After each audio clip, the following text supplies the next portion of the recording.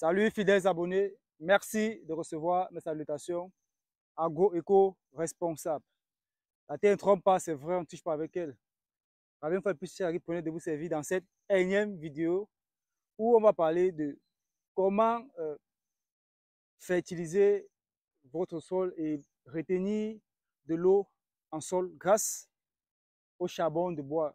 Alors, chez agripreneurs, vous savez, aujourd'hui, nous faisons face au changement climatique et pas loin de la campagne qui est en train de qui s'est passée ici, il y a eu beaucoup de pertes en termes de production agricole, notamment dans la culture du maïs, notamment la culture des bananes plantées, bien d'autres arbres fruitiers, où beaucoup ont mis les plants en terre et il y a eu beaucoup de pertes parce que les pluies n'étaient pas régulières. Alors maintenant, comment capitaliser le peu d'eau qui arrive au sol chez les agriculteurs?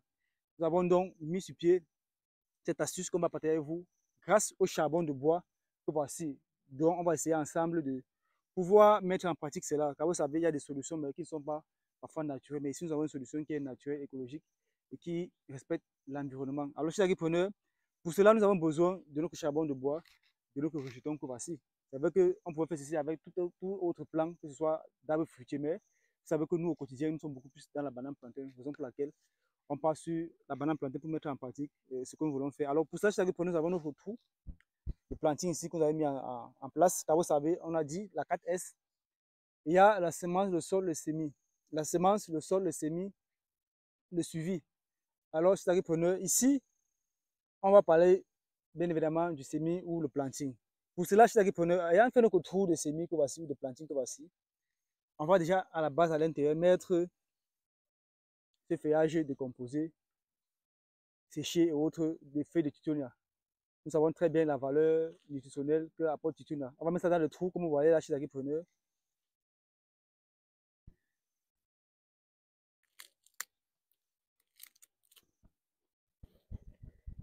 Il faut dire que notre trou est très profond. Mais au fond du trou, on met les feuilles de titonia qui vont plus tard au contact de la terre se décomposer et se transformer en matière nutritive. Parce que pour le moment, c'est une fertilité potentielle.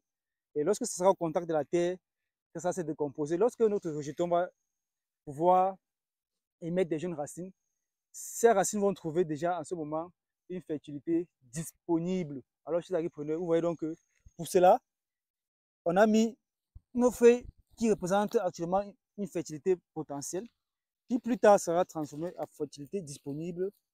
Lorsqu'on a mis cela chez les agripreneurs, au fond du trou, il faut bien peut-être que le cameraman se rapproche pour que vous puissiez mieux voir. Lorsqu'on a mis cela au fond du trou, comme vous avez vu chez les agripreneurs, ce que nous allons faire, c'est mettre une couche de terre au-dessus. Cette couche de terre va permettre de faciliter la décomposition chez les agripreneurs à travers les micro-organismes qui s'y trouvent. Ok. Maintenant, place voilà la première strate qui est au fond chez les agripreneurs. Maintenant, place à notre charbon. Que voici. On va mettre donc nos morceaux de charbon chez les agripreneurs. Comme vous voyez là. Parce que lorsqu'il va pleuvoir chez les agripreneurs, ça va dire que le charbon a cette capacité de rétention. Alors, ces morceaux de charbon vont retenir de l'eau. Et plus tard, lorsque la pluie va passer, ou bien lorsqu'il n'y aura plus assez d'eau, ça va créer un microclimat favorable au fond du trou, ce qui va permettre à ce que le jeune rejeton plus tard aura toujours un environnement propice pour s'épanouir. Donc, ayant fait ceci chez les agripreneurs, en ce moment, on a la deuxième strate.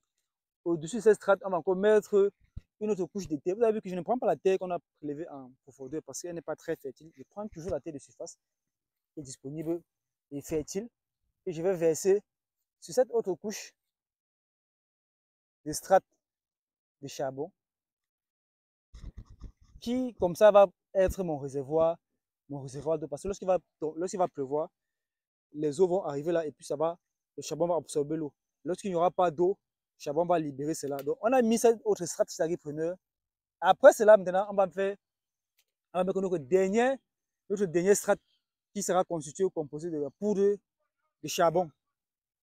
On va régulièrement verser, comme vous voyez.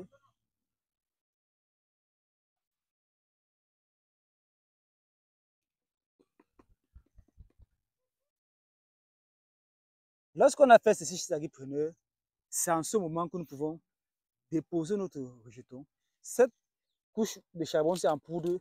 Non seulement ça va protéger notre rejeton et aussi apporter des éléments nutritifs pour davantage assainir l'environnement, que le plant puisse bien se déployer. Donc, avec ceci, chez prenez, on voit que, ayant fait une très grande profondeur et qu'on a mis les déchets en bas, on a 3 strates.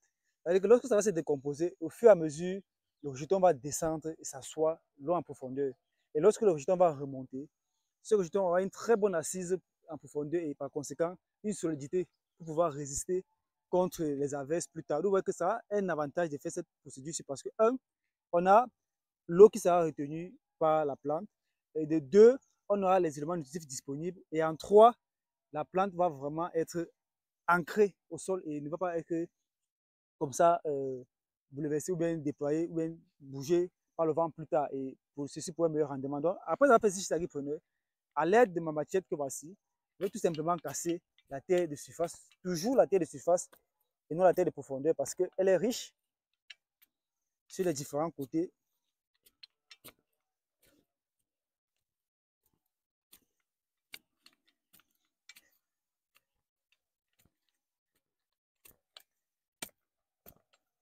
Lorsqu'on a fait ceci preneur à l'aide de sa main, on appuie tout simplement légèrement comme ça.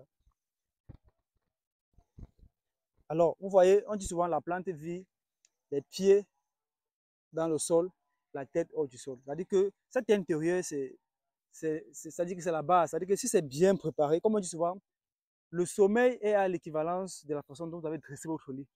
Ce qui veut dire que la plante se déploie selon la façon à laquelle vous avez fait votre planting. Vous voyez donc ici en profondeur, on a un très bon environnement pour que ce rejeton puisse très bien s'épanouir et s'affranchir face aux différents fléaux climatiques que nous faisons face aujourd'hui. Aujourd'hui, il est question de penser aux solutions climato-intelligentes. Et voilà donc certaines solutions dont nous espérons que vous aussi pouvez mettre en pratique où vous trouvez pour pouvoir faire face au changement climatique et avoir un résultat malgré ce qui se passe. Donc, c'est une solution simple, c'est du charbon, c'est des feuilles, et puis voilà, il y a le résultat au rendez-vous.